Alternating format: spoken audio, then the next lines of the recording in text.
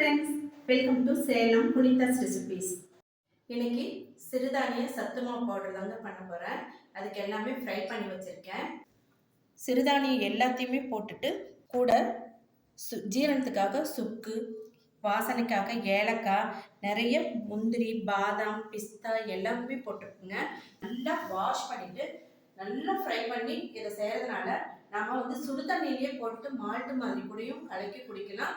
உப்பு போட்டும் குடிக்கலாம், சர்க்கரையோ வெல்லமோ நாட்டு சர்க்கரையோ எது வேணாலும் சேர்த்து குடிக்கலாங்க. இதை நம்ம பெரியவங்களுக்கு அது மாதிரி குடிச்சிக்கலாம். சின்ன குழந்தைங்களுக்கு கூட 6 மாதம் 8 மாதம் குழந்தைகிட்டே இதை கொடுக்கலாங்க.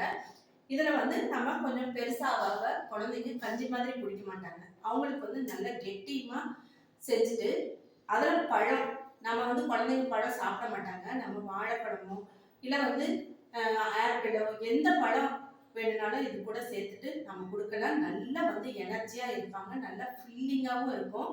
வெளியே நம்ம எங்கேயாச்சும் போனால் கூட இதை எடுத்துகிட்டு போய் நம்ம குழந்தைங்களுக்கு ஊட்டலாங்க. இது கூட நம்ம சுகர் எதுவும் போட வேண்டியதில்லை.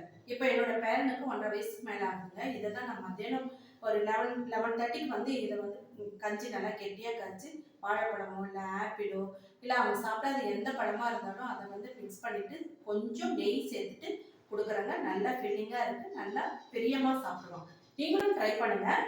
இதை நான் பொடி பண்ணிவிட்டு நான் காட்டுறேங்க. பாருங்கள், இதெல்லாம் பேக் பண்ணது போக மிச்சம் இருக்குங்க. பாருங்கள், நல்ல வாசனையாக கமகமன்னு இருக்குங்க. நாமளே டக்குன்னு எடுத்து சாப்பிட்றலான்னு தோணும், அந்த மாதிரி வாசனையாக இருக்குது.